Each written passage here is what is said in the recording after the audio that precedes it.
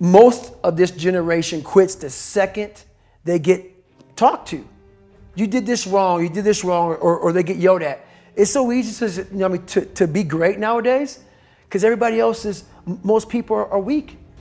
This is a softened generation. So if you have any mental toughness, any ability, if you have any fraction of self-discipline, the ability to not want to do it but still do it. If you can get through to doing things that you hate to do, on the other side is greatness. What is it with our society? We are creating weak individuals that can't handle anything going wrong in their life. As soon as something goes wrong, they are given a prescription, not to fix the problem, to mask the problem. How about giving strategies to strengthen the mind? How about saying, okay, you've allowed your life to get to this point. Now take responsibility and dive deep into personal development. Learn why you feel this way, not because of the event. The scientific facts about why you feel the way you do and what you can do to strengthen it.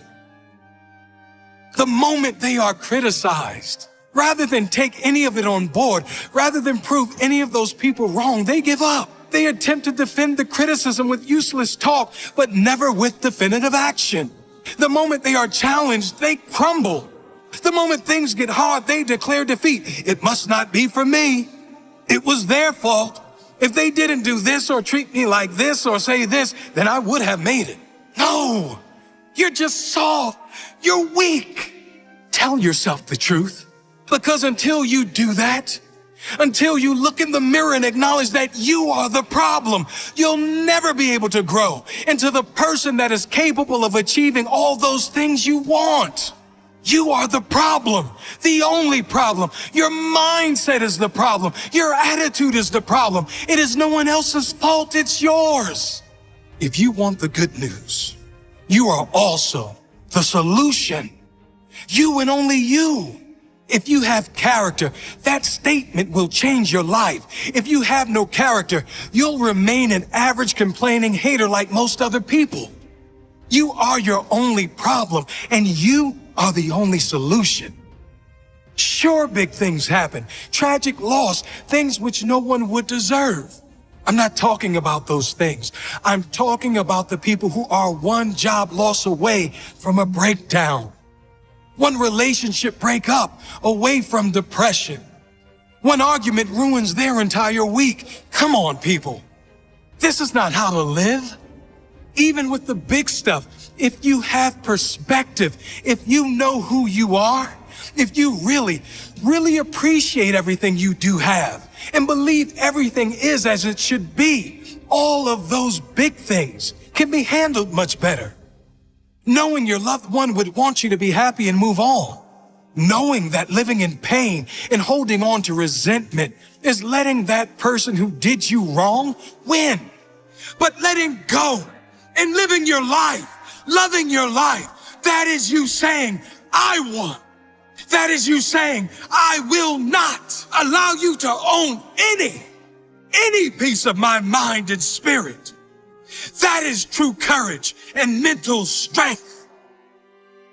And I'm not saying avoid pain. Pain, suffering, failures, they are all part of every single person's life. There's varying levels of pain for sure. Some suffer more than others, but we all suffer at some level. Some choose consciously or unconsciously to live in that pain, and some decide to move on. You deserve to move on.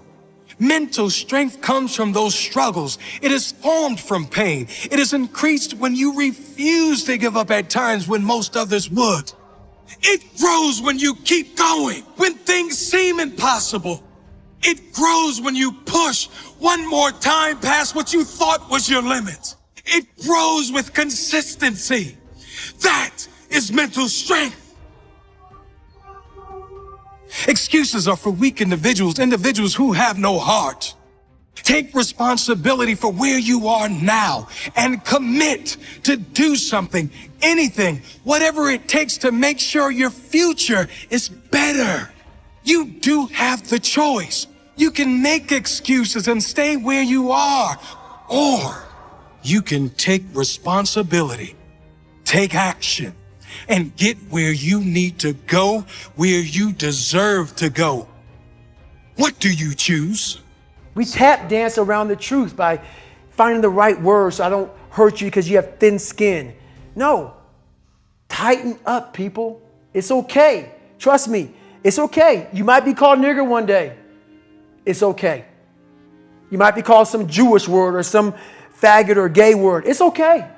Let them call you that. What are you going to do now? They don't own your life. How are you going to control that now? How are you going to flip it upside down and say, Roger that, now I'm going to harness this shit and you'll read about me years from now? How? That's the question. How are you going to do that? Thicken your skin. Become more of a human being. Don't be afraid of the reflection in the mirror, because that's all you can be afraid of. Once you overcome the reflection in the mirror, you've done it.